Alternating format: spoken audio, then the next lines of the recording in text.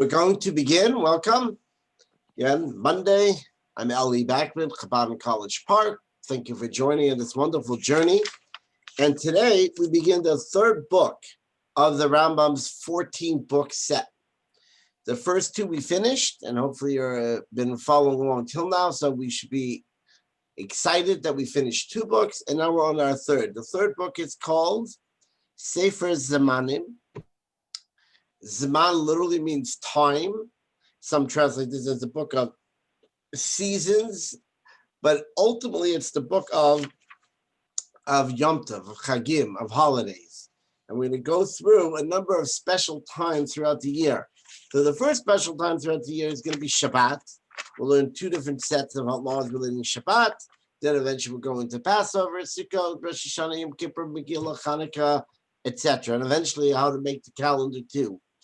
But the Rambam begins, if you're with me, Nachalti desechel la'olam kisaso libi hema.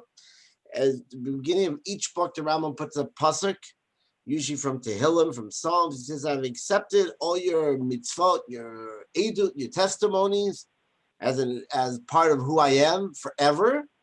And for they are the heart rejoicing, kisaso, and I'm rejoicing for my heart.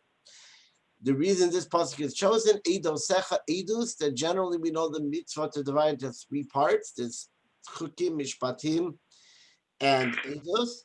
Chukim are unknown reason why mitzvot. Mishpatim are known reason why mitzvot. And Eidus are mitzvot that we may not have chosen to do them on our own, but after the fact we understand them, such as Shabbat. Why do we do Shabbat? Because God rested. So God rests, we rest. So it makes sense. But maybe we wouldn't have chosen on our own, but now we understand it. Passover, Sukkot, Pesach, Rosh Hashanah, all of these are Edut. So that's why this verse was chosen. Let us begin. It's a little bit of a longer chapter. And as the opening chapter of Hilchot Shabbat, it is not just a detailed chapter, but it's going to kind of give a lot of the rules and the general ideas which are focused on in Shabbat. So number one, who say for Shlishi, it's the third book, Hilchos of Esther, Sidron, there'll be 10 halachot. There'll be Shabbat, Eruvin, the laws of Eruv, Svisas Aser, the laws of Yom Kippur, Shvisas Yom Tov, the laws of festival, Chametz and Matzah, the laws of Chametz and Matzah, Shofar, Sukkah, Lulav, the laws of those, Shkalim is the laws of the gathering of the money which they use for the temple, Hilchos Kiddush HaChodesh is the laws of how to make the calendar and the new moon. Tinius is the laws of fast. And finally, Megillah and Hanukkah, the laws of Megillah and Hanukkah. That's all going to be in this book of times. Hilchot Shabbat, the laws of Shabbat. Yesh b'chlalan chamesh mitzvot. The Rambam always begins by telling you what are we going to cover in these halachot. So there are 5 mitzvot. Shtei mitzvot haseh v'shalosh mitzvot lo haseh, 2 positive and 3 negative or prohibition commands. V'zehu pratan, and these are what they are. Number 1, lishpat b'shavi'i, to rest on the 7th day. 2, shelo la'asot b'malacha, you should not do any work on the 7th day. 3, shelo la'anosh b'shabbat, the third one is you should not punish people. That the court was forbidden, Beis Din was forbidden from enacting any kind of punishment or administering any kind of punishment on Shabbat. And 4, shelo la'aset chutz l'gvul b'shabbat, that you should not leave the established area that the Torah tells you you're allowed to be in. All the details of these obviously are going to be covered in the next number of chapters. There's a certain thing called tatkom, a set amount of place that a person can be in on Shabbat, and he can't go outside of that. We'll discuss that later in detail. 5, the kadesh hayom b'zchira, to remember the day and to sanctify it. These mitzvot will be explained in the following chapters. Chapter 1, Perek Aleph. Shvisa b'shvi'i mimalacha mitzvahs aseh, to rest on the 7th day from doing work is a positive command. Shneimar v'yom hashvi'i tishba, it says on the 7th day you should rest. V'chal ha'oseh bo malacha, whoever does any kind of work, batel mitzvahs aseh, he has transgressed a positive command, or transgressed means he has not fulfilled the positive commandment to do this, he has not done it. And he's transgressed a negative because it says, you're not allowed to do any work, and he did work. And what are the liabilities that it will be, the punishments that will be brought on a person? If he did it willingly and maliciously, in a sense, knowing what he was doing as a conscious act, chayiv karet, he will be liable for karet. We already learned in Hilchos Tshuva what karet means, that you will literally translate as you'll be cut off. What does it mean? You'll be cut off, either perhaps die young, or perhaps even have be cut off in the world to come for some time. But in any event, if you do a malacha on Shabbat, bizadon b'rtzono, willingly and consciously, and knowing what you're doing, you're chayav karet. V'ima yisham eidin v'hastra, and if there was witnesses and hastra is warning, that the witnesses warned you what's going on, niskal, you'll be liable to be executed by stoning, skila. V'imasa b'shgaga chayav karet b'chatas kavua, and if you did it not being conscious of what you're doing, say, for example, you forgot it was Shabbat, you thought it was Sunday, or you forgot that on Shabbat you're not allowed to do X, you thought I'm allowed to do it, then you're called a shogeg. It's an unwilling transgression, it's not conscious transgression, and then you have to bring a carbon chatas kavua, a sin offering of a kavua that was fixed. And there are different sin offerings we're going to learn later on in the Hilchot Karbanot, that there's some which are a fixed amount, everyone had to bring this amount, and then there were some which were not a fixed amount, but depending on your own income level and your poverty or riches, etc., you would bring a different type of a karban. Here the Rambam says it was a fixed one. Beis. Kol makom shenemer b'Hilchos Shabbos. Now here's a rule you should know. Anytime we say in Hilchos Shabbat, she'osa davar is a chayav, that the person who does this thing is chayav. Chayav means liable. Harei is a chayav kares. He's chayav, again, is liable for kares. V'ima yishameini v'asra, a chayav skila. And if there are witnesses and warning, then he's chayav to be stoned, skila. V'ima yishogev chayav chatas. And if he was unwillingly and forgetful, then he's chayav only this carbon chatas. So the Rambam is telling you that anytime it says the word chayav, it says if you do X, Y, and Z, you're chayav. It's throughout the next 30 chapters of Hilchot Shabbat, the exact number of chapters, then you are obligated in this punishment. Gimel, the Rambam continues, and if it says a person is not liable, if you do X, Y, and Z, you are not liable. You're not liable, not for karet, not for skila, and not for the carbon. You're not liable for any of the punishments we mentioned above. Aval also lasos also davar b'Shabbat, but you're still not allowed to do it. In other words, you're not liable for it, but you're not allowed to do it. And the not allowed to do it comes from the rabbis. It's rabbinic. In order to put a safeguard, it was instituted as a safeguard against doing the actual malacha on Shabbat. And as we'll learn later in the laws of the Bezdin, in the laws of when you do transgress a rabbinic decree, the rabbis have the right to institute a punishment called makas mardus, which is lashes, which is similar to lashes given for an Torah observance, but there are a number of differences in the number, in the way that they're administered, etc. We will learn all that later on in the proper halachot. So the moral of the story is, anytime we're going to see the word chayav, you're obligated, means if you've done it, fit one of the criteria of punishments, you're obligated in that punishment. If it says pater, you're not liable, that means you're not liable for any of the punishments, but still, you're not allowed to do it. The Rambam continues, anytime I write that you should not do this and this, or it's forbidden to do this and this in Shabbat, it's the same law as we just said. The Rambam, in other words, says only when I say chayav are you actually liable for punishment. Every other time you're not liable for punishment, but you still cannot do this. Dalit, the Rambam continues another part of this rule. Whenever I say you're allowed to do this, then from the beginning, you are allowed to do that. So if I say, if this and this is the question, can I do this? And the answer to the Rambam says, mutar, you're allowed to. The answer is go ahead and do it, no problem. And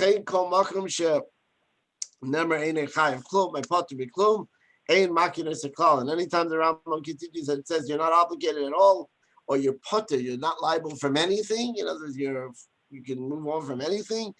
Also, in Makinas and Klal, you don't receive any such punishments. There happens to be a debate in the commentaries, without going into the depths, right, the length right here on this last part, whether that means that still you shouldn't do it to begin with, and only when the Rambam says you're allowed to, you should do it or not. Different of opinions on how you read into this. But the bottom line is, look out for all these next chapters that you're learning. Chaya means you're liable for it. Punishment means it's a Torah prohibition. Potter means you're not liable for a punishment, but you're not allowed to do it. It's a rabbinic prohibition. Mutar, you're allowed to do it, means you're allowed to do it. Go ahead. That's rules number one. Now we're going to start looking at various types of things that could happen on Shabbat. And it kind of to bear in mind as we go through all the rest of the Rambam, we'll spell this out soon. When it says you have to, that you are not obligated, or you are obligated, etc., to do something, then what the Rambam is telling you is that you had a conscious thought process to go ahead and do what you did. But if you did not have a conscious thought process to do what you did, then maybe you didn't do it. Or at least you're not liable for doing it. And all of the variations on that theme, we're going to spell out on the next couple pages. Hey, halacha 5. Devarim hamutar lasos b'Shabbat, things which you are allowed to do in Shabbat.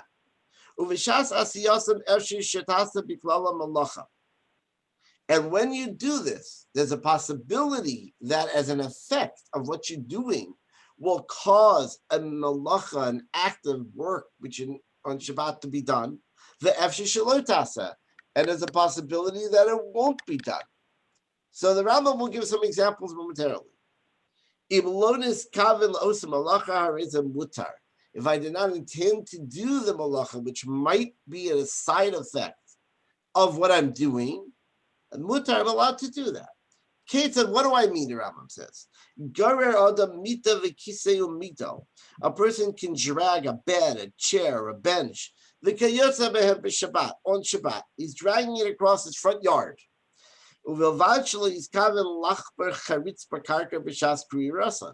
As long as your intention is not to create a groove in the ground.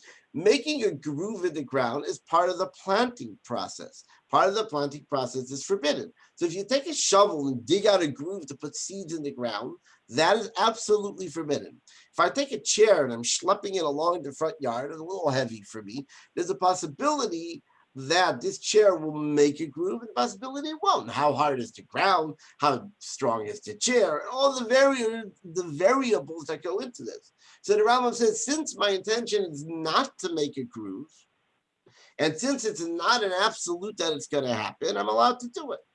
The Rambam continues, therefore, if you ended up creating a groove, don't pay attention to it because that was not your thought process. Again, you're doing an act which you're allowed to do. The outcome of that act may or may not be an act you're not allowed to do. As long as your intention is not to do the act which is forbidden, the Rambam says, Mutta, you're allowed to do it and don't pay attention. The Rambam gives another example. A person could walk on grass.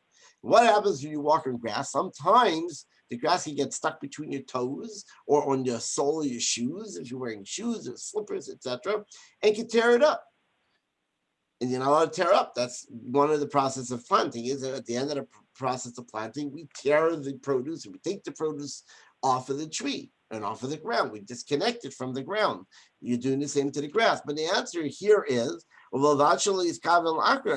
not intending to tear the grass. It's not an absolute you're going to tear grass. We walk in grass all the time and don't tear grass.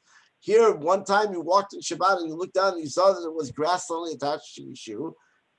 Therefore, when you look down and see that and you did tear some, don't pay attention to it. You did not intend to do it, and it was not absolutely going to happen.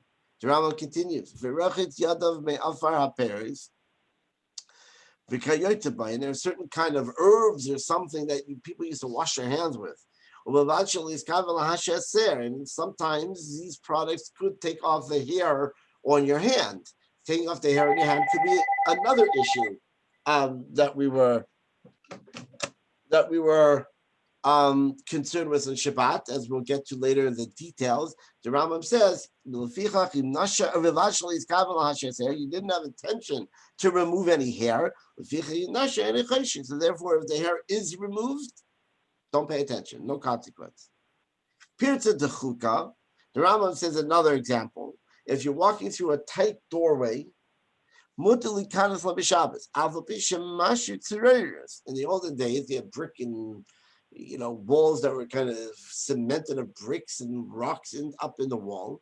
And perhaps as you brush along this tight doorway, you'll knock a pebble or a little rock out of the cement off the wall, which is a problem because you're kind of removing it from the building, etc. As we'll learn the details later.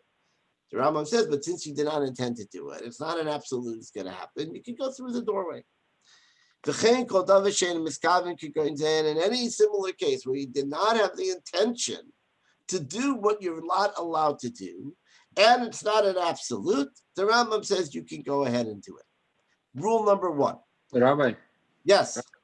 The question regarding dragging a furniture, when you, in this moment, you don't realize, but after this, you look and say, wow, I can use it for some purpose.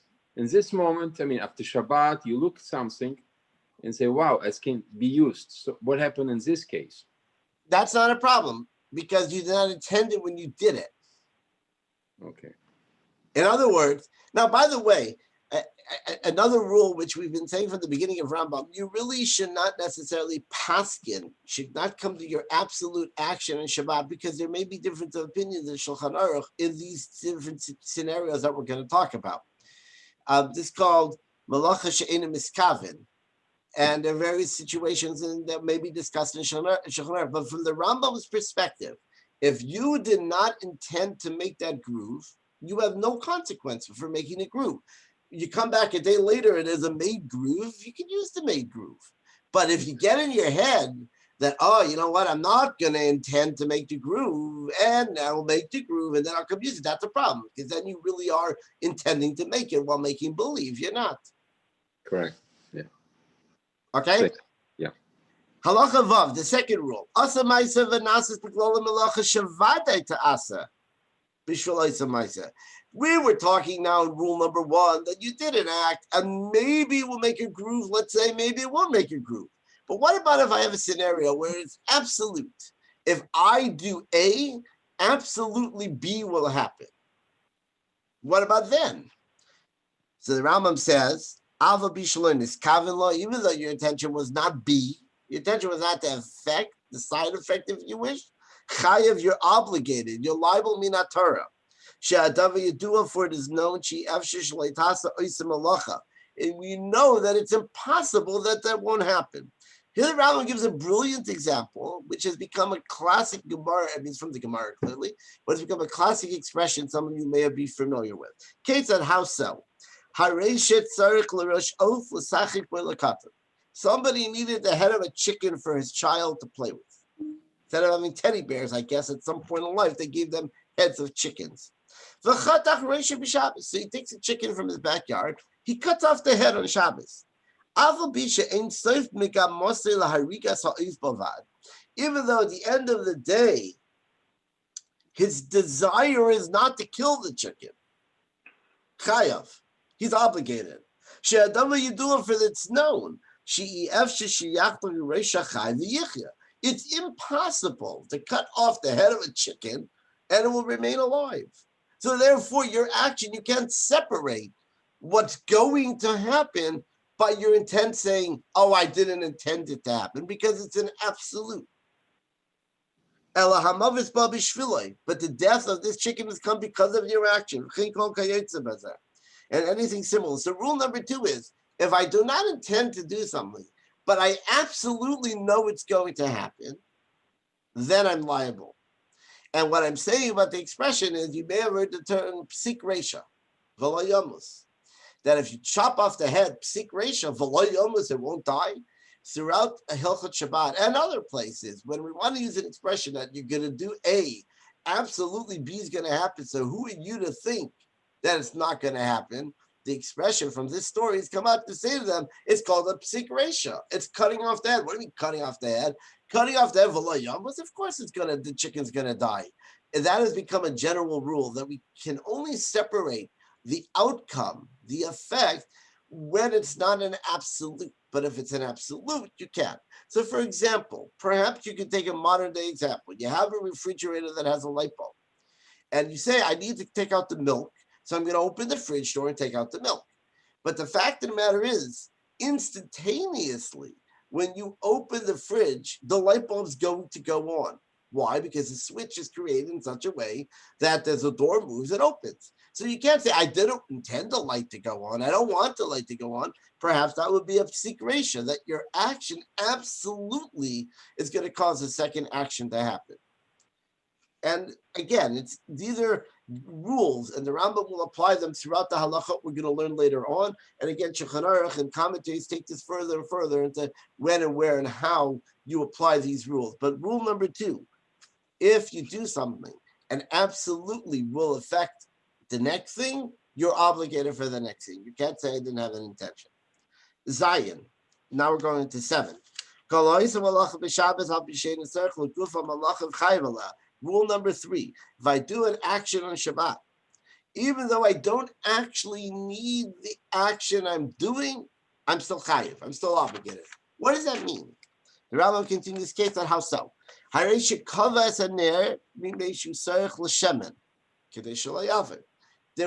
had a shortage of oil, kerosene, to burn in his candles. In those days, that's what they used, correct? And he's burning his kerosene. And now he realizes that it's come the morning, the sun has come up. So I want to put out the fire. Why do I want to put out the fire? Not because I need the light off. I don't care about the light. I want to save the oil, the kerosene, the Rambam says. Nonetheless, the Rambam says, I'm chayiv, I'm obligated. Okay? Or another example, I put out the candle in order that it shouldn't eventually burn and explode the clay vessel that it sits in. If the fire gets too low, maybe it'll heat it up too much, it'll explode, etc. So in other words, the malacha I'm doing is putting out the candle. The reason I'm putting out the candle has nothing to do with putting out the candle. It just happens to be what I need to do to accomplish my effect. The Rambam says, no, that doesn't work. Since you're actually doing what you're not allowed to do, and it's very clear you're doing it, you're chayiv. And the Rambam continues and explains this. Because the extinguishing the flame is the action, and your intention was to extinguish it. And even though you don't really need the extinguishing itself, like and the only reason you extinguish it is because of the oil, the kerosene, or because of the clay vessel, or because they're sealing around, imagine the wick here. You're still chayiv because you intended to do something and you did it. The only thing I'm arguing here is, but I don't care about that. I care about the other thing.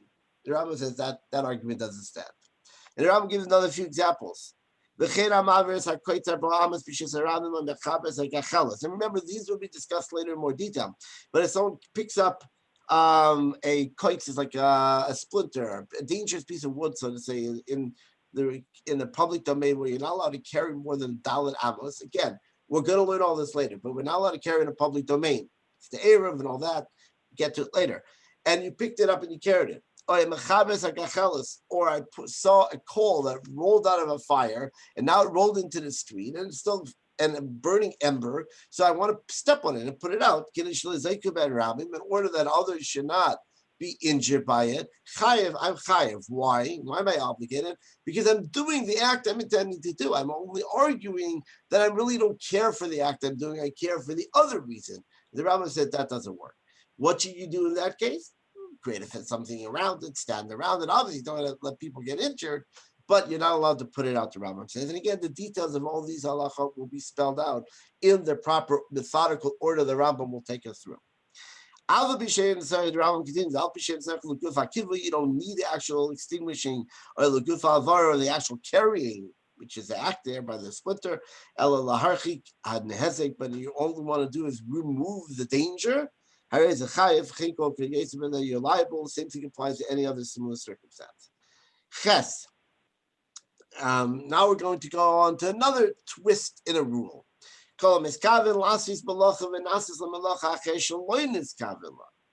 Anybody who intended to do an malacha, work on Shabbat, but in the Nasis le malacha acheres, but instead ended up doing a different malacha, shaloi niskav, did not have intention. Potter, he's potter for it. Again, you're not allowed to do it, but you're potter. Because your thought process was not accomplished. Now, again, the Rambam's not going to leave us hanging. Keita, what does this mean? Somebody threw a rock or an arrow at his friend or at an animal in order to kill it. And then it went ahead and on the process hit a tree, caused the tree to fall over, but it ended up not killing anybody. He's potter. The owner of the tree, rather not the owner of the tree, the tree was stuck in the middle of the way, but the fact of the matter is, you're not allowed to uproot a tree on Shabbat, but that wasn't what I had intention to do. In Malachas Machshavas, we say you need to have some intention, a thought process. I did intend to shoot the arrow, but I intended to do a different malacha. So therefore, the Rambam says potter. Kal v'chomer. The Rambam continues. It's an absolute. Kal v'chomer is when you learn one thing from the next for sure. If niskavin la'aser kal v'nasi iser chomer. If I intended to do a lower level of a prohibition, and I ended up doing a higher level of prohibition, that I potter because my intention was only to do the lower one. Going, for example, and again, the Rambam always brings examples here. Sheniskavin lizrek bar karmelis. I intended to throw this stone in what's called the Carmelites. And as we learn later on the halachot, we will learn the 4 domains that exist on Shabbat: the public, the private, the Carmelites, which is like a public, but only of rabbinic origin. And then finally the Makom B'Torah. Again, we're going to get all into this. We're going to get into all this in detail later. Minat Torah, from Torah, I'm allowed to carry in a Carmelist in this domain called Carmelite. Then we'll explain it later. But I'm not allowed to carry in a public again in Shisa Rabbim. So here I intended to throw this and carry this, so to say, in the Carmelites. But in the end, it went further or went through, etc., in the public. I'm potter. Because my intention was to do a Derabanan, a rabbinic, and suddenly I ended up doing a Daraisa, a Torah one. As the Rambam said, you're potter. Because a lot of it has to be your machshava, your thought process. The Rambam continues with this for a couple of examples and ideas and tweaks on this rule. If I intended to do something which I'm allowed to do, and I ended up doing something which I'm not allowed to do. Going, for example, I intended to cut something off of an already removed from the ground tree. And I ended up cutting off something attached to the ground, still growing in the ground. I walk by and I see a bushel of grapes. We all know that a bushel of grapes in my kitchen, I can take a grape off of the bushel because the bushel is no longer hanging on the vine. Here I walked by what I thought was a bushel removed from the vine. So I went to take a grape, and suddenly as I'm pulling it off, I realized that the bushel is still attached to the vine. So I intended to do something I was allowed to do. I ended up doing something which I'm not allowed to do. You're not obligated and so do anything similar to that. Test. The Rambam continues this. This kabel look at Te'enim Shcharis I intended to pluck. Te'enim Shcharis which are black figs. Look at Levainites. And I picked only white ones or lighter colored ones. Hashen's kabel look at Anavim v'achakach Te'enim. And where I intended to go out to the field and to pluck and to pick grapes and then to pick dates. And then I ended up by picking first the dates and then the grapes. Potter, you're potter. Alpha pishalakat kolchash shalaket kolchachasham. Even though the fact is you did everything you intended to do. Since I did not do it in the order of my intention, I'm not liable. Why? For the Torah only forbid an absolute conscious thought process action. And he's like someone who's just working, doing something. In other words, misasik is a term that we have when someone's doing something matter-of-factly, not paying attention to it, And he doesn't quite know what he's doing. When you get into the throw of work and you're doing this and doing that, you're not paying attention to certain things. So when you do certain things like that, it's not considered a thought process with a meditated action. I stood up there and intended to do first the grapes and then the dates. But as I got busy, I did dates and then the grapes. So I can't say that I was intending to do an act on Shabbat. Rambam continues tweaking this. If there are two candles that were burning, two lit candles in front of me. Two candles that were already extinguished. And I intended to extinguish this one. And by accident, I extinguished the second one. They're two burning. And I intended to extinguish the right one, and by accident, not by accident, and I extinguished the left one. There were two candles unextinguished, unlit, and I intended to light the right one, and I ended up lighting the left one. Chayav, I am obligated. Because there I did the actual type of work I intended to do. What is this like? The Rambam says. If somebody intended to choose this date, you walked in a tree, and I intended to choose dates, and I pulled the first date, but really I was thinking I should reach a little further, a little higher, and get that date. Or I intended to kill somebody, and I killed the guy next to him. Because I did the act. I went out to pick dates. I went out to kill someone, and I did that. I went out to light a candle or extinguish a candle, and that's what I did. The fact that I did candle A or candle B doesn't change what I did. But the Rambam continues,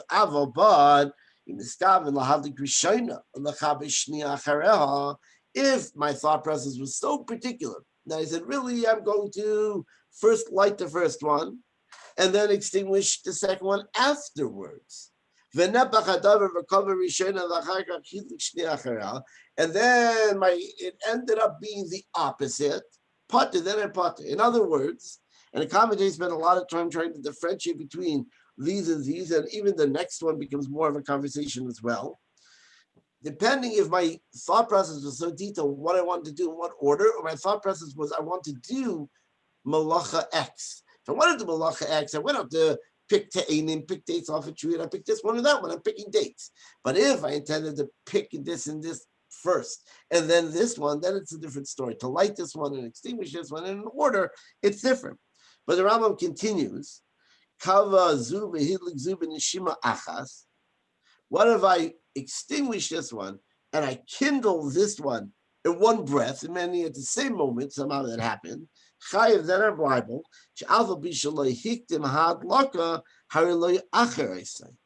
even though you say, but 1 minute, you didn't do first your thought process. We just told you, if you don't do first your thought process, then it's not a good thought process. The answer is that I did not do it first.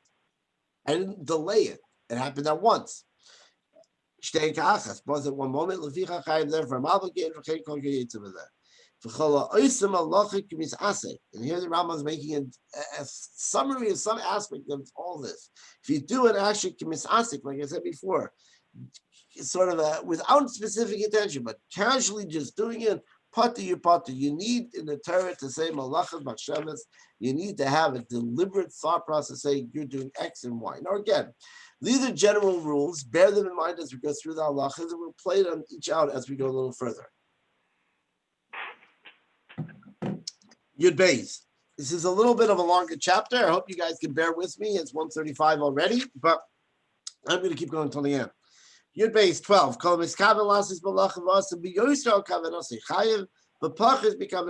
The next rule. If I intended to do a malacha and I ended up doing more than I intended, I'm obligated. If I did less than I intended, I'm not obligated. Keter, for example,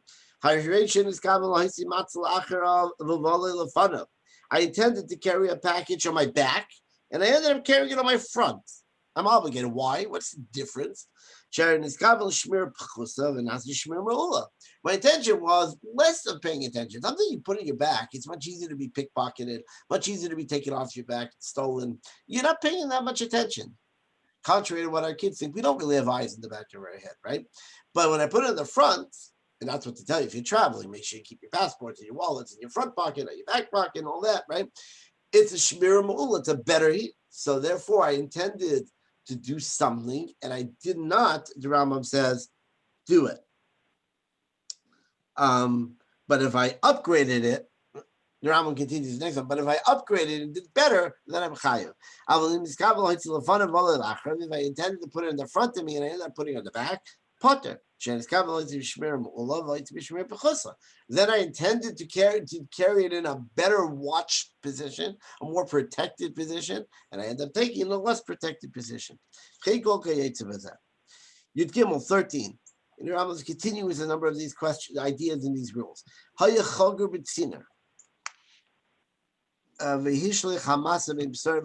He's wearing a belt and he sticks an item between his garment and his clothing, between either himself and his clothing.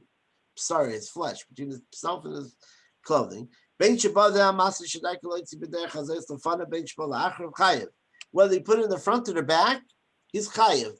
Because when you stick something in that kind of a scenario and you walk, it will slide around and move on its own. So therefore, my intention never was deliberately in the back and now it's in the front, or deliberately in the front and out in the back. My intention was it'll be somewhere between the front and the back the whole time. So therefore, you've accomplished your goal.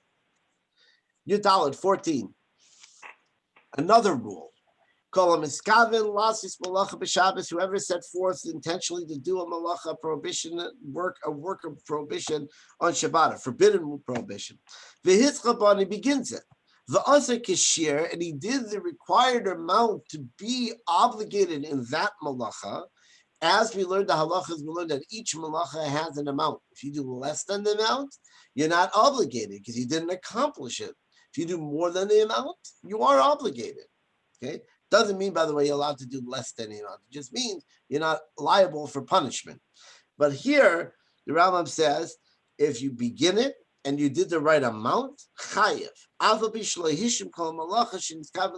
though I didn't finish what I intended to finish. So here you've been telling me that it's my intention, and my intention is to do a lot, and I only did a little. Why am I chayiv? And the Rambam says, because you accomplished the right amount. Ketzah, the Rambam again doesn't leave us hanging. An example. What does this mean? I sat down to write a letter on Shabbat. We're not allowed to write on Shabbat, right? What is the amount that you considered writing on Shabbat? You're obligated and liable for punishment. It's called shtei otio, 2 letters. If I write 1 letter, I'm not allowed to, but I'm not obligated. I'm not liable.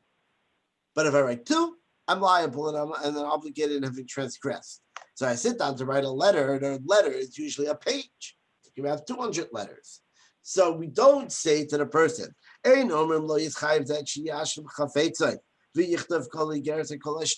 don't say that until you finish writing the entire letter or the entire document you're writing. You're chayev. As soon as you write 2 letters and you've done the amount to be obligated, you're obligated. The Rambam gives another example in this Kavin. If I intended to weave a garment, to make a scarf, really to be obligated, as soon as you weave 2 strands together, you're chayiv. So 2 strands is much less than an entire scarf. You're chayiv. Even though your intention was to finish it, since you did, and Rambam adds the word kavana, since I intended to do this act, I'm setting forth to do the act. As soon as I hit the required amount, I'm obligated. Doesn't matter that I'm not finishing the entirety of the project I set forth to do. That's so to any other similar example that comes up. Tezvav, another rule. Any work that an individual could do by himself. And 2 people did it as partnerships, as partners. Whether one did a little bit or one did a little bit. Keep going, for example, 2 people lifted it up. One lifted it up here, and the other one puts it down over there. So technically, to be obligated, you need to lift it up here and put it down there to have the actual obligation, the liability. But here, I did one part and he did the other part. whether they did both together the entire time, two people held the pen and wrote the two letters. Two people carried a loaf of bread. Right? Now, again, we're talking about something that any individual could do it by himself. And they're both carrying this loaf of bread. Anybody could carry a loaf of bread. And I carried it from a private domain to a public domain. And potter. Because Shnaim Shasu, two people who do it together, are potter. But the Rambam continues. But if it's something that one person could not do on his own, you start until they come together. For example, not a loaf of bread now, but we're carrying a beam. We're carrying an 8-foot long 2x4 or whatever the 4x4 beam, and it's not possible for one person to carry this beam by himself. So I'm on one end and you're on the other end. We took it out from the private domain into the public domain. Since it's not possible for one to do it by himself. And they did it together as partners from the beginning to the end, from the lifting up in the private and putting it down in the public. They are both obligated. In other words, when I can do it by myself, and I don't do it all by myself, I have you help me out, then we argue you didn't do the entire job you're supposed to do, you can't be obligated. But when I can't do it myself, I need another person, then the other person and I can become like one unit in order to do this object, and we're now chayav for this malacha that we did, but the amount to do is the amount that one person needs. In other words, let's go back to writing for a minute. I can write 2 letters, right? But I can't write, let's say, 500 letters. So my friend and I both hold a pen and we start writing all these letters. Because I can't write 500 letters myself, let's say, so the moment I hit the 500th letter, I'm chayiv, right? We're both chayiv because I couldn't have done it myself. But the Rambam says, no, you're chayiv the minute you hit the 2 letters. You don't need 4 because it's 2 people. You need 2 because we're combining you into one unit. Therefore, it's one shear, one amount that you need to do. As soon as the 2 of you accomplish that one amount, since it needs both of you to do it, you're both obligated. If one had the ability to carry out this beam. Now we're getting a little more complicated here, detail-oriented. I'm strong enough to carry the beam. You perhaps are not strong enough to carry the beam. And we're doing it together. And now together we're carrying it. This one who's carrying it by himself because he's able to carry it by himself is as if he did it by himself. He's obligated. The second one is only then helping the first one. And a helper is not chayiv and not liable for a punishment.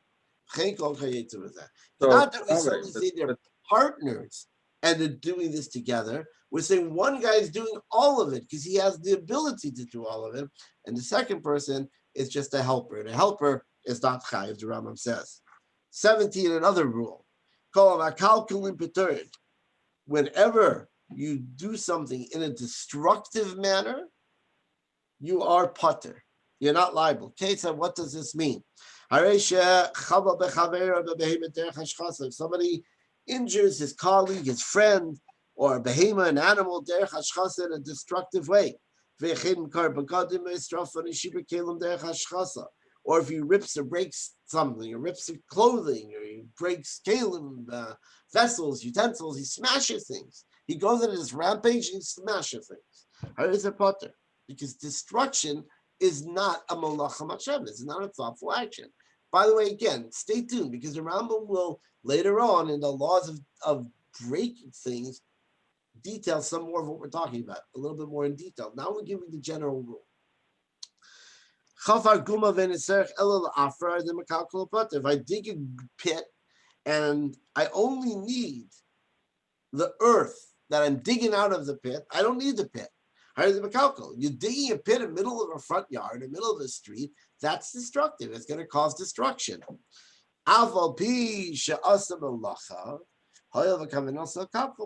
Since your action is actually a destructive one, and even though you intended to do it, you're potter. Again, you're not allowed to do it, but you're not liable for punishment. Now the Rambam continued, but that's not always the case. If my destruction is in order to fix, then I'm chayiv. Then I'm obligated. What does that mean? Ketan, how so? You have an old shack that's falling down. An old shack. And I want to build a nicer shack. So what do I have to do? I have to first raise the building. I have to demolish what's there. Or there's writing on this paper, and I don't want this writing. So I'm taking an eraser, and I'm going to erase it. Why am I destroying the letters in order to have paper to write? So now I'm going back to the digging of a pit. I'm digging of a pit in order to put a foundation into that pit. All of these cases, anything like this, you're chayiv. Why are you obligated? Why are you liable? Because here you're not destroying. This is the process of building. There's a difference if I'm destroying, and that's the end of it. Destruction is not something that you're liable for punishment in Shabbat, but destruction, which is part of the process of building, you are obligated on Shabbat. And how do you measure when are you obligated in this destruction? So the Rambam says, since it's a process of building, you look at the measurement of when you're liable for building, and that's the same amount here. What is the measurement for building? Stay tuned when the Rambam details these laws of bona, visoser, of building and destroying later on. We'll get back to all these halachas. Again, the rule here is that generally destructive is you're potter, you're not liable for punishment, but if the destruction is part of the rebuilding, then you are. You test 19. If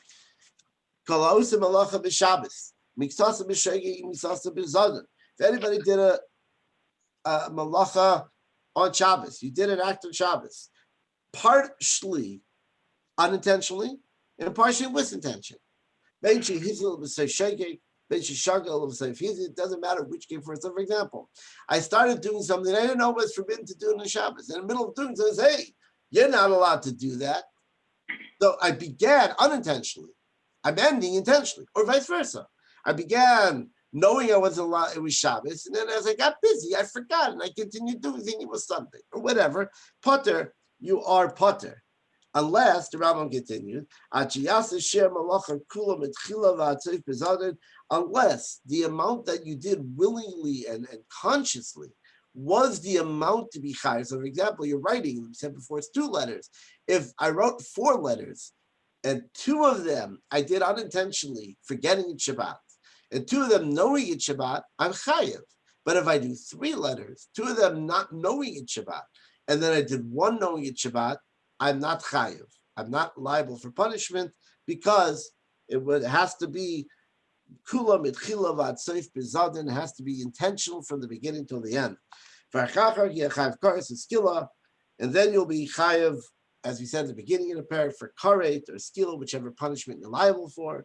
Or yasehu kulu bishkaga mitchila v'atayim, or you do all of it unintentionally from the beginning to the end.